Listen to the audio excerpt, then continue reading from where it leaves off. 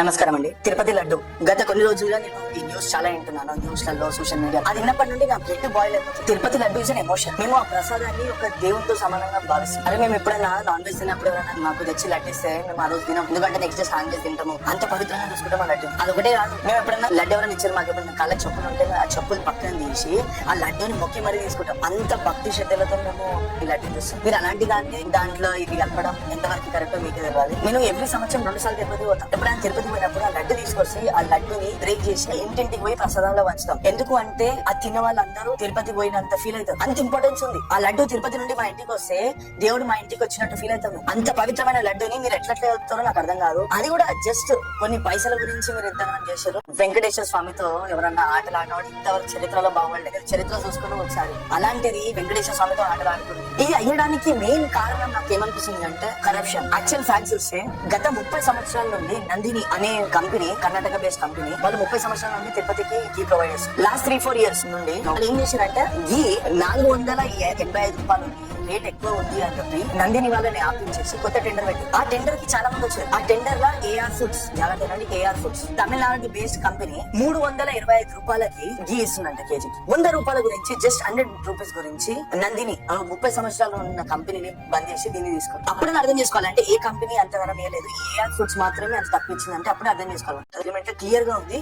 Every 3 months కి reports అన్ని check చేయాలి. ఏమైంది ఆ రిపోర్ట్స్ కూడా చెక్ చేయాలి. ఎందుకు అంటే నిర్లక్ష్యం, కరప్షన్. మీరు అనుకుంటారు అరే టెండర్ కదా తక్కువ రేట్ వస్తుంది అని పెట్టినారు. అట్లా కాదు. ఎప్పుడైనా టెండర్ అయ్యేటప్పుడు దానికి ఏమి పర్సెంటేజెస్ తీసుకుంటారు. ఇంత పర్సెంట్ నాది, ఇంత పర్సెంట్ నాది. అందుకే కావాలని చేంజ్ చేస్తారు వెండర్స్ కమిషన్ గురించి. 325 రూపాయలకి ఇస్తుందంట కేజీ. అంటే తిరుపతికి ఎంత అవసరం ఉందో తెలుసు. సరే ఒక రోజుకి 1500 కిలోల గీ సప్లై అవసరం. అంటే అది ఇంక్రీజ్ కూడా కావచ్చు, రఫ్ నంబర్ చెప్తారు. అంత అవసరం ఉంటే ఈ టెండర్ చేంజ్ చేస్తారు. అంటే చాలా మంది మొత్తుకున్నారు కూడా. మీరు పవన్ కళ్యాణ్ తీసుకోండి, చాలా మంది చెప్తున్నారు అది క్వాలిటీ తగ్గుతుంది, ప్రసాదంలో క్వాలిటీ తగ్గుతుంది అని. నానా కూడా ఒక్కడు కూడా దానికి రెస్పాన్సిబిలిటీ తీసుకోలేదు. అంటే మాకేంది అంటే ఇదంతా ఏమైతుంది అంటే ఒక పొలిటికల్ సిస్టమ్ అయిపోయింది. ఇది ఒక దేవునితో ఆటలు ఆడుకోవడం అయిపోయింది. అదొక గేమ్ అయిపోయింది వాళ్ళకి. కరప్షన్. చాలా మంది ఇప్పుడు అంటారు తిరుపతి పోతే మస్తు అంటే ఎలా చూస్తారంటే తిరుపతి అంటే అదొక రిజర్వ్ బ్యాంక్ లాగా చూస్తారు.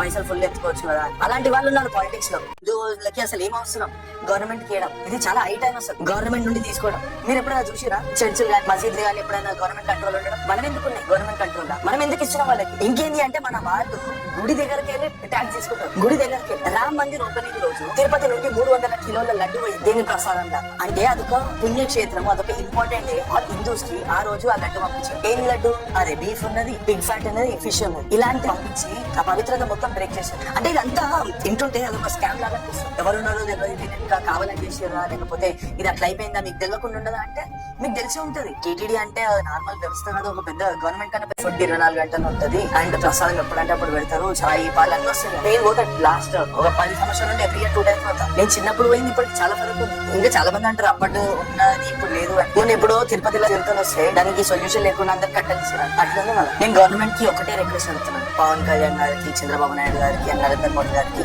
మీరు తిరుపతిని అలాంటి పుణ్యక్షేత్రాలన్నింటినీ మీరు గవర్నమెంట్ నుండి తీసేయండి. కాదు అంటే మీరు సివియర్ యాక్షన్ తీసుకోండి. ఈ ఇష్యూ మీద కొట్లాడే వాళ్ళందరూ నా సిన్సియర్ రిక్వెస్ట్. దీన్ని నార్మల్ స్టోరీ లాగా తీసుకోకండి. మనం సోషల్ మీడియాలో ఉన్న కొంచెం అప్ డౌన్ అవుతుంది, మనం కొన్ని రోజుల తర్వాత మర్చిపోతారు. అలాంటి కాదు, చాలా స్ట్రాంగ్ గా కొట్లాడాలి. లేదు అంటే మనం వీక్ అయిపోతాం. మన సనాతన ధర్మం, మన హిందూ టెంపుల్స్, మన దాని గురించి